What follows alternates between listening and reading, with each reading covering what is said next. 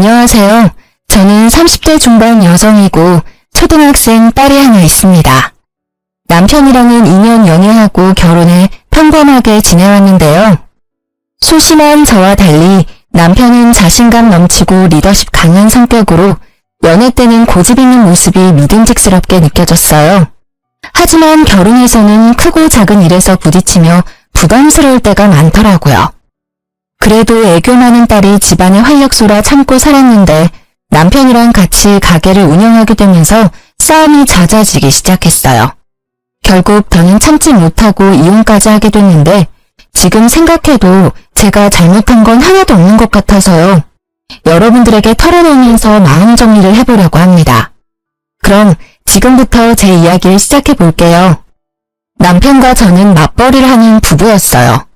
저는 작은 규모의 회사였지만 남편은 정년이 보장될 만큼 탄탄한 곳이었고 승진도 빠른 편이라 경제적으로 풍족하진 않아도 모자람은 없었습니다. 하나뿐인 딸아이가 갖고 싶고 하고 싶다는 건 문제없이 해줄 수 있을 정도였죠. 그런데 사람은 왜 여유로우면 다른 생각이 드는 걸까요? 멀쩡히 회사를 잘 다니던 남편이 대뜸 창업을 하겠다고 하는 겁니다. 여보, 나 할 말 있어. 뭔데? 나 회사 그만두고 음식점 하나 오픈하려고. 뭐? 잘 다니는 회사를 갑자기 왜 그만둬? 그리고 요즘 경기가 얼마나 안 좋은데 무슨 음식점을 오픈한다는 거야? 당신 계란 프라이 하나도 제대로 못하잖아. 아이 참, 자기가 잘 몰라서 그래. 계란 프라이 수준이 아니야. 나 아는 형님이 고향에서 이거 열었는데 진짜 대박나서 월 1,000은 우습게 번대. 학교 다닐 때 나보다 공부도 못하고 설설 기었는데 내가 잠이 오게 생겼어? 그러면서 남편이 보여준 건 한 샌드위치 프랜차이즈 홍보 책자였어요. 빵순이라 요즘 유행하는 건 대부분 알고 있는데 생전 듣도 보도 못한 브랜드라 의아하더라고요. 여보, 이거 이제 막 생긴 브랜드 아니야? 많이 알려진 거 해도 될까 말까인데 사람들 모르는 거 해서 잘 될 수가 있겠어? 아이고 참 답답한 소리 한다. 어차피 우리 가진 돈으로 매니저는 하지도 못해. 인테리어 비용도 지금 하면 많이 빼준다더라. 초기라서 혜택도 진짜 많은 편이야. 안 하면 바보라고. 아니 내 말은 그게 아니라 너무 갑자기 창업 얘기를 하니까 이렇게 급하게 해서 잘 될 확률이 높냐는 거지. 너무 무모한 거 아닌가 걱정돼서 그래. 나 못 믿어? 나야 당신 남편. 지금까지 내가 하자고 해서 잘 안 된 거 있으면 하나라도 말해봐.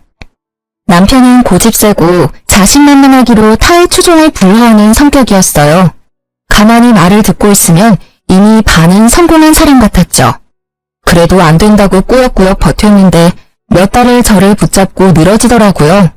저를 설득하기 위해 눈에 불을 켜고 달려드는데 방법도 갖가지였어요. 어느 날은 진지하게 대화했다가 갑자기 욱 승질을 냈다가 나중에는 자기를 못 믿냐면서 눈물까지 흘리던 거 있죠? 나 진짜 열심히 해볼게. 나 좀 믿어주라. 모르겠다. 그래, 알았어. 결국 남편의 눈물에 마음이 약해져서 그만 허락을 해주고 말았습니다. 그러자 남편은 기다렸다는 듯이 회사에 나가지 않고 전 재산을 탈탈 털어 순식간에 샌드위치 전문점을 오픈하더라고요. 이미 모든 준비는 다 마쳐뒀는지 일사천리로 진행을 하는데 제 허락은 그냥 보여주기 식이었구나 라는 걸 알게 되었습니다. 오픈하던 날에는 어찌나 기분이 좋아 보이던지 자기도 이제 사장님이라면서 돈 많이 벌어오겠다고 큰 소리를 치더라고요. 옆에서 지켜보자니 너무 들뜬 모습이 못 믿어오면서도 그래 사람이 저렇게 잘해보겠다고 하는데 한번 믿어보자 하는 바보 같은 생각도 들었습니다. 그렇게 우여곡절 끝에 가게를 오픈하고 나서 곧 저도 회사를 그만두고 남편을 돕기로 했어요. 남편 혼자 가게를 운영하기에는 손이 모자란데 그렇다고 직원을 고용하자니 인건비가 부담되더라고요. 여보, 그런데 둘 중 한 명은 회사를 다녀야 하는 거 아니야? 우리 공과금이랑 은행 이자랑 애 학원비도 계속 나갈 텐데. 당신 솔직히 지금 다니는 회사에서 뭐 얼마나 번다고 그래. 초기에 신경을 많이 써야 단골도 생기고 자리도 빨리 잡지. 그런가? 그래도 조금이라도 고정 수입은 있어야 하는 거 아니야? 에이, 나무만 보지 말고 숲을 봐. 가게가 잘 돼야 당신도 사모님 소리 듣고 편히 쉴 거 아니야. 내 말이 맞아. 당신은 그냥 나만 믿고 따라와. 항상 기고만장한 사람이랑 살면 귀가 얇아지는 것일까요? 이때만 해도 남편 말이 일리가 있어 보였습니다. 그래서 찝찝하긴 했지만 회사에 사직서를 내고 남편 가게에 같이 출근을 하게 됐어요. 그런데 남편이랑 24시간 같이 붙어있게 되자 얼마 지나지 않아 생각지 못했던 트러블이 일어나기 시작하더라고요. 여보, 아까 내가 말한 청상추 다 다듬었어? 아니, 지금 하고 있어. 양이 꽤 많아가지고 시간이 좀 걸리네. 그걸 지금까지 붙잡고 있으면 어떡해. 오픈 시간 얼마 안 남았는데. 아, 거북이도 아니고 왜 이렇게 느려? 진짜 답답하다 답답해. 뭐? 거북이? 답답? 나름대로 열심히 하고 있는 사람한테 그게 할 소리야? 아, 몰라. 어쨌든 그거 빨리 끝내고 여자 화장실 청소도 좀 해줘. 거울이랑 변기랑 꼼꼼히 하는 거 잊지 말고. 전에 당신이 다 했다고 했는데 나중에 보니까 변기 뒤쪽에 얼룩 그대로 있더라. 그건 타일 색깔이 원래 그런 거야. 아니 그렇게 꼼꼼히 잘하면 당신이 하든가. 당신은 뭐 하는데? 나는 벌써 홀 청소 다 하고 간판까지 닦고 왔어. 그렇게 입 대빨 나와서 툴툴거릴 시간을 벌써 다 했겠다. 좀 서둘러서 빨리 좀 해. 진짜 느릿느릿 속 터져 죽겠다. 같이 일해본 적이 없어서 몰랐는데 남편이랑 전 정말 다른 성격이었어요. 저는 이왕이면 꼼꼼히 하고 싶은데 남편은 무조건 빨리빨리 다그치는 통에 일하랴 남편 눈치 보랴 진짜 기가 다 빨리더라고요. 더군다나 저는 좋은 마음으로 남편을 도와주려고 하는 건데 남편은 고마워하기는커녕 날이 갈수록 저를 부하처럼 대하니까 어이가 없었습니다. 빨리 하면 대충 한다고 뭐라 하고 꼼꼼히 하면 느리다고 뭐라 하고 재수없는 반나 상사도 이런 상사가 없더라고요. 하루 종일 같이 열심히 일하는데 그런 노고는 알아주지 않고 당연시하는 남편을 보니 점점 화가 치밀기 시작했습니다. 진짜 못해먹겠다. 이럴 거면 차라리 그냥 당신 맘에 쏙 드는 알바를 구해. 알바? 우리가 알바 쓸 돈이 어딨어. 요즘 알바가 한두 푼으로 되는 거야? 아니 그러면 내가 도와주는 걸 고맙게 생각을 하던지. 진짜 매일 화내고 짜증내고 내가 여보 부하야? 이거 너무한 거 아니야? 솔직히 나 진짜 열심히 일하려고 노력하는데 너무 섭섭해. 아, 왜 또 이렇게 애처럼 군다. 나는 좀 더 가게에 신경을 써달라고 하는 말이잖아. 난 자기가 인생을 좀 더 열심히 적극적으로 살았으면 좋겠어. 그게 무슨 말이야? 말을 그렇게 하면 안 되지. 내가 언제 가게에 신경을 안 썼다고 그래? 그리고 내가 인생을 열심히 안 사는 건 또 뭔데? 솔직히 나만큼 가게에 신경 쓰는 건 아니잖아. 나는 아침에 눈 뜨고 일어나서 눈 감고 자기 전까지 어떻게 하면 우리 세 식구 잘 살 수 있을까만 생각해. 이렇게 열심히 돈 벌려고 하는데 요만큼도 나를 이해 못해줘? 남편 말에 기분이 진짜 상하더라고요. 어쨌든 남편 뜻으로 시작한 가게였지만 저라고 왜 잘 됐으면 좋겠다고 생각하며 열심히 안 했겠어요? 그런데 이상하게 남편은 경제적으로 갑의 위치에 서서 교묘하게 저를 무시하는 발언을 일삼기 시작하는 겁니다.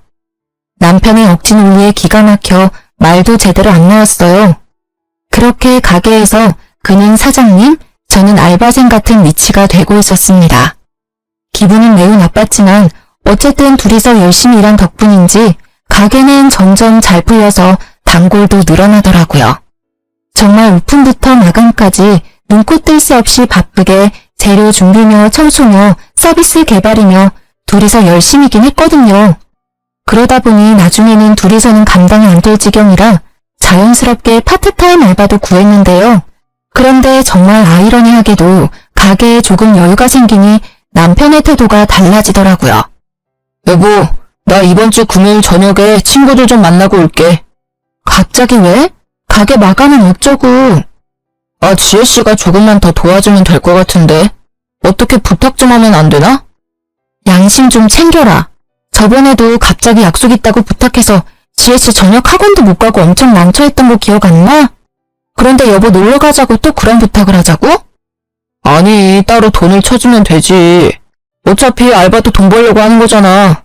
요즘 세상에 돈이면 다 되지. 안 되는 게 어딨어? 누가 보면 돈 꽤나 주는 줄 알겠다. 우리 겨우 최저시급 맞춰주잖아. 게다가 당신 마음대로 시간 줄였다 늘렸다 하는데 누가 좋아하겠어? 여보, 이렇게 개인적으로 알바생 쓰는 거 난 반대야. 자기가 자꾸 그러니까 알바들이 그만두는 거 아니야. 지혜씨 지금 잘 다니고 있는데 여보 때문에 또 그만두면 어쩔 거야? 언제부터인가 남편은 자기 일도 제대로 안 하고 놀러 다닐 궁리를 하더라고요. 사장이 들쑥날쑥 일을 할 뿐더러 시급은 짜게 주고 일은 마른 행주 짜듯이 시켜대니 알바들이 그만두기 일쑤였습니다. 그리고 그 뒤치다거리는 다 제 몫이었고요. 자영업을 하다 보니 직장 다니는 친구들과 약속 하나 잡기 쉽지 않은 아쉬움이 있는 건 사실이었어요. 하지만 그건 저도 마찬가지였습니다. 그런데 사장이랍시고 이렇게 저와 알바생만 믿고 밖으로 놔두는 남편의 모습은 실망 그 자체였습니다. 하지만 남편의 고집은 도저히 못 말릴 수준이었어요. 제가 아무리 반대를 해도 알바생에게 통보식으로 부탁을 하고 못 견딘 알바는 그만두고 그 자리를 제가 메꾸는 일의 반복이었죠. 이런 일이 계속되다 보니 더는 알바를 구하기가 힘들어졌고 저는 알바도 없이 가게에서 혼자 일하는 날이 많아졌습니다.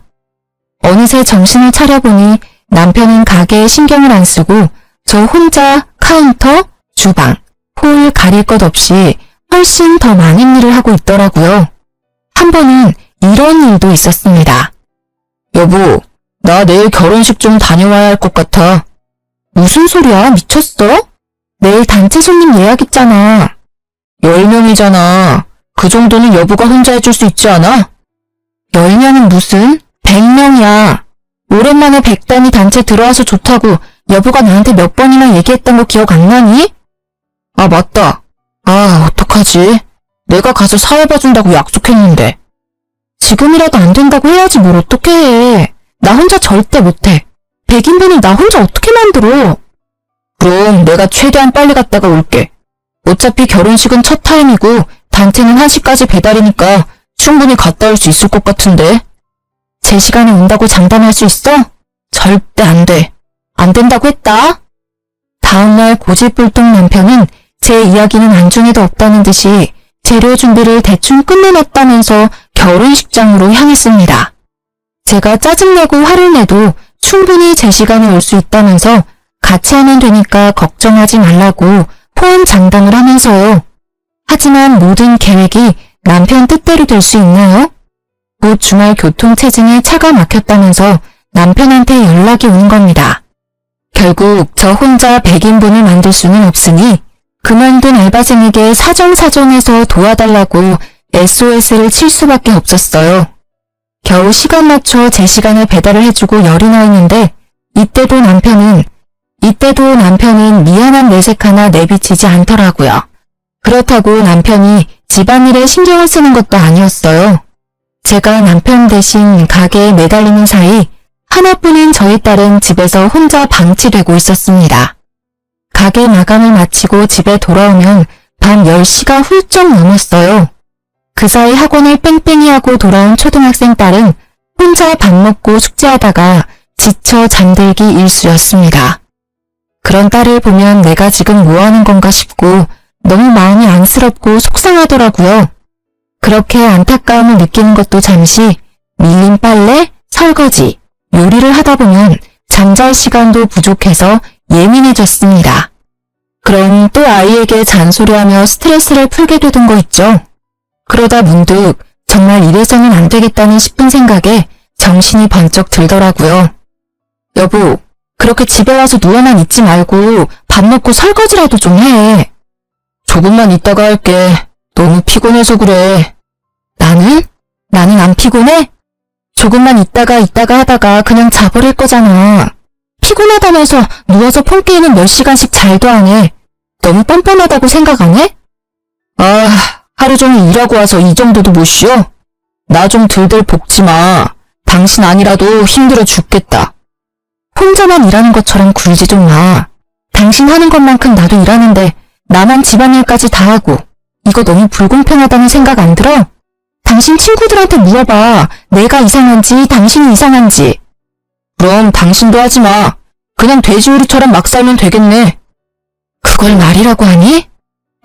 그렇게 초긍정 마인드라 좋겠다.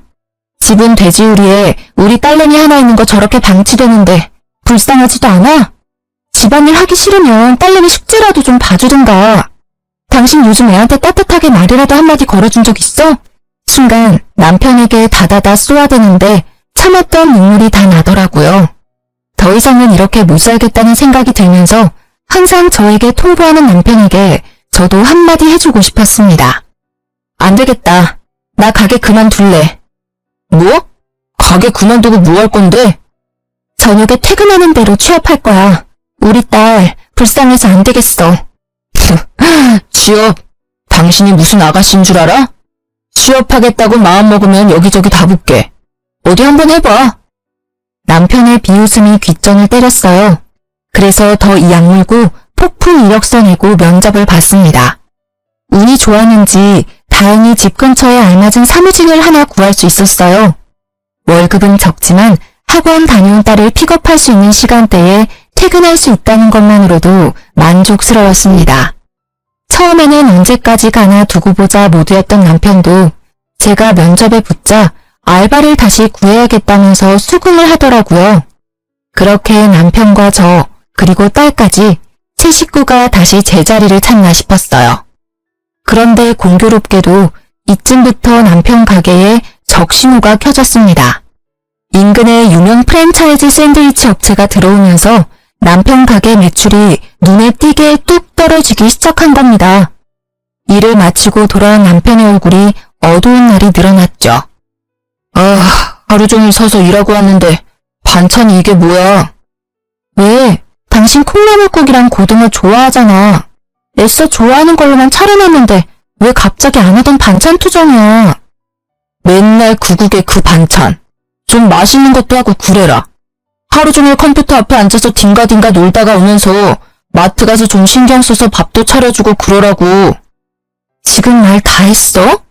일하면서 집안일까지 하는 게 쉬운 일인 줄 알아? 그리고 내가 무슨 회사에서 놀다 오는 줄 아나 본데 나도 힘들게 일하고 오는 거야. 게다가 일 마치고 딸내미 데려오면 밥하고 반찬하는 시간도 빠듯해. 이 정도도 감지덕지라고. 어쨌든 나보다는 일찍 마치잖아. 내가 이 말까지는 안 하려고 그랬는데 고작 이러려고 가게 뛰쳐나간 거야? 뭐 내가 보기엔 별로 달라진 것도 없는 것 같아서 그래.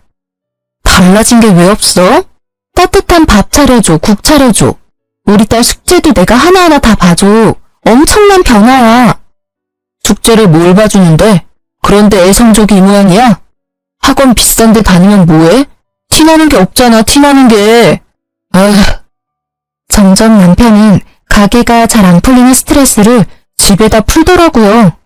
반찬 투정부터 시작해서 나중에는 아이 성적까지 입을 대는데 진짜 한 대 때려주고 싶은 생각이 들 정도로 짜증이 났습니다. 저도 처음에는 안쓰러운 마음이 들어서 남편을 이해해보려고 했어요. 그런데 갈수록 선을 넘는 발언을 쏟아내니까 못 참겠더라고요. 심지어 경제적으로도 남편은 제게 의존하기 시작했습니다. 매출은 뚝뚝 떨어지는데 전기세며 수도세며 월세며 매달 나가는 공과금은 그대로니 당연한 결과였어요. 그래도 저는 알뜰한 성격이라 남편이 생활비를 주지 않아도 제가 버는 월급으로 아껴 쓰며 잘 살고 있었거든요. 그런데 남편은 제게 가게 월세까지 내달라고 하는 겁니다. 여보, 돈 좀 모아둔 거 있어? 돈? 얼마나 필요한데? 500 정도. 이번 달 전기세 안 내면 전기 끊긴대. 미치겠다. 월세도 내야 하고. 아니 그 지경이 될 때까지 뭐 한 거야? 진짜 노답 아니야? 전기세는 내가 알아서 해볼게. 이번 달 월세만이라도 좀 어떻게 안 돼? 당신 회사 꽤 다녔는데 모아둔 것도 좀 있을 거 아니야. 알겠어. 그럼 내가 월세는 어떻게든 내볼게.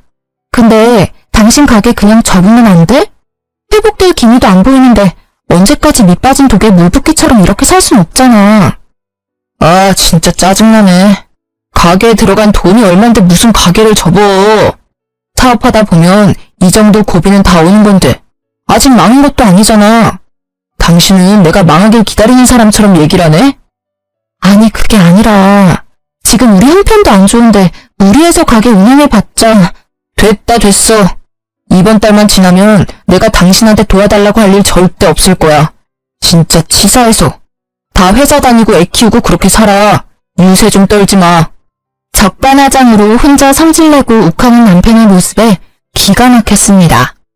현실을 직시하지는 못할 망정 자존심만 내세우면서 몇 달째 생활비도 주지 않은 남편이 답답했어요. 이번 달만 도와달라더니 다음 달에도 그 다음 달에도 월세 지원은 계속됐습니다. 그래도 어쩌겠습니까? 하나뿐인 딸의 아빠이고 가게가 잘 되는 게 우리 가정에도 좋은 일인 건 맞잖아요. 또 부부라면 힘들고 지칠 때 함께 힘을 모으는 거라고 배우기도 했고요. 그래서 저는 아내로서 끝까지 남편을 도와주기 위해 모아둔 월급을 쪼개서 월세를 내고 쉬는 주말에 가게 일까지 도와줬습니다. 오랜만에 나간 가게는 진짜 개판이 따로 없더라고요. 혼자 장사가 안 된다고 얼마나 방치를 한 건지 주방에 묵은 때와 정리 안 된 냉장고는 헉소리가 나올 정도였어요. 이렇게 돼서는 민원까지 들어오겠다 싶어 두 팔 걷어붙이고 대청소부터 시작했죠. 안 그래도 사무직 일을 하는 거라 하루 종일 어깨며 팔이며 많이 아팠거든요. 그래도 꾹 참고 고무장갑 낀 손으로 박박 문질러 묵은 때를 벗기고 박스채 쌓인 식재료를 하나하나 꺼내서 정리하고 버렸습니다. 다 하고 나니까 반나절이 훌쩍 지나 있더라고요. 그 사이에 남편은 주문 받는다는 핑계로 홀에서 놀고 있더라고요. 어이가 없었지만 그래도 좋은 마음으로 시작한 거니 잘 마무리해주고 싶었어요. 그래서 남은 식재료 박스를 마저 정리해주려고 드는데 순간 어깨에서 뚝소리가 나더니 엄청난 고통이 밀려오는 겁니다. 외마디 비명과 함께 주방 바닥에 그냥 누워버릴 충격이었어요. 아파! 여보! 뭐야? 무슨 일이야? 나 이거 들다가 갑자기 어깨에서 뚝소리가 났는데 너무 아파. 팔 빠진 것 같은데 인대가 늘어난 건가? 하여간에 병원에 가봐야 할 것 같아. 조심 좀 하지. 애처럼 덜렁대서 큰일이다. 그러지 말고 나 잡고 팔 한번 흔들어 봐봐. 아니, 못 움직이겠어. 아프다니까? 팔이 그렇게 쉽게 빠지지 않아서 그래. 이거 봐라. 움직일 수 있네. 그럼 빠진 건 아니거든? 나도 일하면서 한 번씩 그런 적 있어. 잠깐만 기다려 봐봐. 어디 가는데? 괜찮냐는 말 한마디 없이 아픈 사람 놔두고 훌쩍 사라져버린 남편의 뒷모습을 멍하니 바라봤어요. 아파서 눈물이 찔끔 나는데 혼자 차가운 주방 바닥에 쓰러져 있자니 서럽더라고요. 그래도 곧 병원에 갈 수 있겠지 생각하며 버텼는데요. 얼마 뒤 다녀온 남편 손에 약봉지 하나가 들려있는 겁니다. 여보, 어디 갔다 왔어? 그게 뭔데? 나 너무 힘들어. 팔 못 움직이면 어쩌지? 우리 딸내미 케어도 해야 하고 회사도 가야 하는데 큰일이야. 파스 이거 하나면 다 돼. 걱정하지 마. 야, 나 팔이랑 어깨 원래부터 아팠던 것도 모르지 너? 나 병원 가야 할 것 같다고. 고작 이걸로 무슨 병원을 간다고 그래. 병원 가면 초음파 찍자고 하고 엑스레이 찍자고 하고 물리치료하자고 하고 다 돈이야 돈. 파스 하나면 될 건데 진짜 괜히 엄살 좀 부리지 마. 진짜 쓰러져서 남편이 하는 말을 듣는데 분노가 치솟았어요. 이를 꽉 물고 엉금엉금 기어가서 제 폰으로 119에 연락했고 병원으로 향했습니다.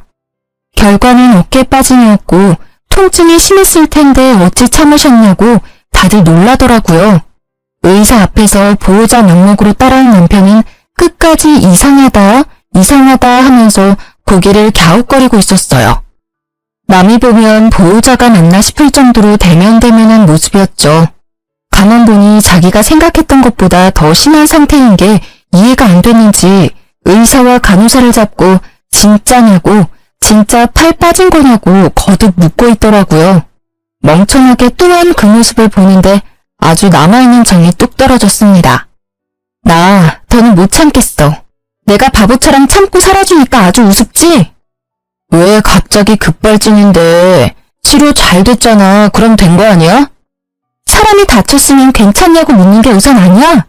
내가 왜 이렇게 됐는데 항상 내가 참고 맞춰주니까 당신 가족들 아무도 모르는 거잖아.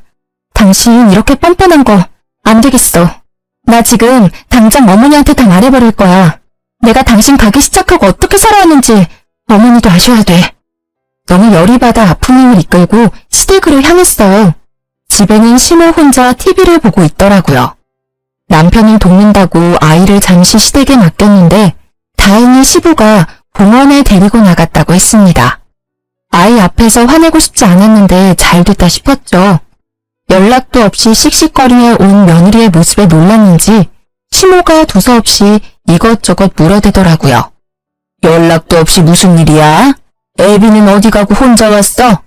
그리고 그 팔은 또 뭐야? 깁스까지 하고. 넘어졌니? 에휴, 뭐 하느라 정신이 팔려서 또 핸드폰 보면서 걸은 거 아니야? 어머니, 저 이거 남편 가게 일 하다가 다친 거예요. 제가 진짜 걱정하실까 말 안 하려 했는데 지금 남편이 어떤 줄 아세요? 전재산 탈탈 털어서 차린 가게는 쫄딱 다 망하게 생겼고요. 그동안 생활비 한 푼 안 갖다 줘서 저 혼자 벌어먹고 살았고 지금은 제 월급으로 월세까지 내주는 판국이에요. 그런데도 그이는 저 다친 건 안중에도 없고 미안한 기색도 없어요. 마구 쏟아내는 제 하소연을 들은 시모는 아무 말 없이 한숨만 쉬더라고요. 머리가 아프다는 듯이 얼굴을 찌푸리고 이마를 짚어대는데 말 안 해도 고집불통 자기 아들 치부는 본인이 더 잘 아는 듯 했습니다. 생각해보면 시모도 자기 중심적인 아들 키우면서 상처를 많이 받았다고 저한테 이야기하기도 했었어요. 그래서 저한테 이런 아들이랑 잘 살아줘서 고맙다고 하기도 했고요. 그런 말이 예전에는 감사하게 들렸는데 이제는 내가 할 뒤치다꺼리를 가져가줘서 고맙다는 소리 같았습니다. 하지만 동병상련이라고 저를 이해해주고 도와주겠노라 말했으면 시모에게는 악감정이 생기지 않았을지도 모르겠어요. 그런데 가지는 개편이라더니 대뜸 시모가 아들 편을 드는 겁니다. 그래서 너는 뭐 어쩌자는 거냐? 네? 뭘 어쩌긴 어째요. 어머니, 저 진짜 미치고 팔짝 뛰겠어요. 제발 저 좀 도와주세요. 그이한테 말해서 가게 접고 일하라고 좀 해주세요. 애비는 그렇게 하겠대? 순순히 가게를 접겠다고 말했냐고. 안 그러니까 제가 답답해서 미치겠다는 거죠. 훤히 망해가는 게 눈에 뻔히 보이는데 그간 들어간 돈이 아까워서 간판 못 내린다고 자기 말리지 말래요. 어머니, 이게 말이 돼요? 왜 저만 희생을 해야 해요? 힘들어도 어쩌겠니? 가족이잖아. 그럼 남편 힘들게 일하는데 아내가 돼서 그 정도 응원도 못 해주니? 솔직히 네가 회사 다닌다고 가게 소홀히 해서 이렇게 된 건 아니야? 둘이서 하던 가게 한 명 빠지면 빈자리 티나는 건 당연하지 않아? 시모 말에 순간 머릿속이 멍해졌습니다. 아무리 엄마로서 아들 편을 든다고 해도 정도가 있지 어떤 왜 회류를 거치면 이런 무적의 논리가 나오는지. 남편의 뻔뻔함은 결국 시모 유전자인가 싶더라고요. 결국에 시모 말은 남편 가게를 돕지 않고 회사에 취업한 제 잘못이라는 건데 그동안 참고 참아온 제 가슴이 답답해서 터질 것만 같았습니다. 진짜 이러다 내가 화병으로 쓰러지겠구나 싶더라고요. 그러면서 왜 내가 이딴 말을 듣고 있어야 하지? 나도 우리 집에서는 귀한 딸이고 존중받는 자식인데 왜 내가 이딴 결혼을 해서 스트레스를 받고 있을까 하는 아주 근본적인 문제부터 생각이 들기 시작하는 거예요. 정말 믿기지 않으시겠지만 그래도 저는 이때까지도 이혼에 대해서는 깊게 생각하지 못했어요. 왜냐하면 하나뿐인 딸에게 아빠 자리가 중요하다는 생각에 내가 조금 더 참고 살까 하는 바보 같은 생각을 했거든요. 이런 생각은 이혼하기 전에 망설이면서 다들 조금씩 하는 거라고 하지만 저는 좀 심각했어요. 지금 되짚어보면 얼만큼 가정에 책임감 있는 아빠인지가 제일 중요한 건데 내가 그걸 놓치고 살았구나 싶기도 하네요. 어쨌든 그렇게 어처구니 없는 심호 말을 듣고 있자니 이 뻔뻔한 모자에게는 사람의 진정 어린 하소연이 통하지 않는구나. 나도 뻔뻔하게 나가야겠다는 생각이 들었습니다. 눈에는 눈, 이에는 이. 더 격식 차려서 참기가 힘들더라고요. 저를 존중해주지 않는 이들에게 더 이상 예의 따지기 싫었어요. 그래서 저도 남편에게 배운 대로 막무가내로 나갔습니다. 어머니, 지금 가족이니 불평 말고 응원을 해주라고 하시는 거죠? 그래, 어쨌든 가족이잖아. 서로 힘들 때 도와주는 게 가족 아니냐? 그럼 어머니, 저 보시다시피 팔 다쳐서 아무것도 못해요. 어머니랑 저랑 애비랑 다 가족이잖아요. 저희 도와주는 셈 치고 이제 어머니가 가게 나가서 일 좀 해주세요. 아니 마음이야 굴뚝같이. 그런데 내가 다 늙어서 젊은 사람들 하는 일을 어떻게 해? 어머니 아직 노령연금도 안 받으시잖아요. 누구나 다 할 수 있는 일이에요. 저라고 처음부터 했겠어요? 애비가 하라는 대로 시키는 대로 하면 돼요. 가시면 애비가 하나부터 열까지 다 알려줄 거예요. 가족끼리 돕고 살아야죠. 안 그래요, 어머니? 너 말하는 게 어째 나랑 싸우자는 것 같다. 나는 하는 일 없니? 살림도 살아야 하고 아직 너희 시아버지 일하시는데 뒤에서 뒷바라지라도 해줘야 하는데 아들 일도 도와주라고? 어머니, 저도 회사 다니고 애 키우면서 다 했어요. 애비는 다 그러고 사는 거라고 유세 떨지 말라던데요? 저 다 애비가 저한테 했던 것대로 하고 있는 거예요. 알았다. 그러마. 아무 말 없이 저를 바라보던 심우 얼굴이 시뻘개지더니 대뜸 소리를 지르듯 대답하고 자리에서 일어나더라고요. 그러고는 화가 났다는 걸 표현이라도 하듯이 문을 쾅 닫고 집 밖을 나가는데 속이 후련했습니다. 이제 잘난 아들이랑 심우가 같이 가게에 붙어서 오손도손 가족의 정을 쌓을 일만 남은 거잖아요. 상상만 해도 온몸이 짜릿짜릿 전율이 돋더라고요.